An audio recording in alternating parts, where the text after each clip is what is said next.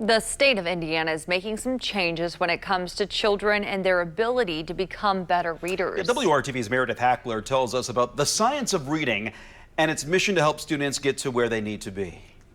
The word is very good. Learning to read is proving to be difficult for students in Indiana. Recent test scores show 1 in 5 third graders struggle to read.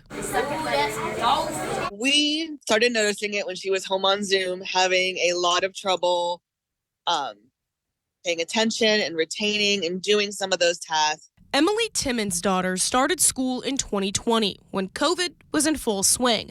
While her daughter could read, she had issues with certain aspects. We started exploring her school at the end of last year, said, hey, we're really noticing some struggling. Like, she can read very, very well, but her spelling and her phonics are still not where they should be grade appropriate. Timmons has been taking her daughter to a tutor to get her back on track and says she's been noticing a difference. Oh, and you got junk all over the floor. Micah Wright was in a similar situation with her now third grader. She too had to seek outside school help for her daughter. We had a speech pathologist for our daughter. They identified her having a bit of a lisp in her early kindergarten years, and so they worked with her to make sure that she had those foundational pronunciations so that she wasn't learning wrong or incorrect pronunciation from the beginning. Making sure students are pronouncing words correctly is a portion of the science of reading. Through brain research, even in the last decade, through the use of brain scans and different types of information, we know how the brain interacts when we provide text. And so this is just another way that through the learning of research, we're able to apply different practices. The science of reading is broken down into 5 pillars: phonics, phonemic awareness, vocabulary, comprehension, and fluency. You can see that being practiced in this classroom.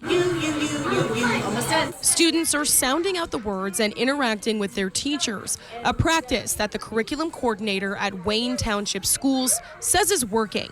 They tell me schools have seen a 9% increase in their reading scores over the last 2 years. It's a wide variety of things for kids. For some kids, it is about phonemic awareness and phonics. For others, it's about language and making sure that we have opportunities to expand their language and their ability to understand any text that they're reading through packets of knowledge, through understanding that deep content. And that's why the state passed legislation to teach the science of reading in schools, while also training teachers how to do it. Science of reading and those strategies are absolutely happening in classrooms across our state.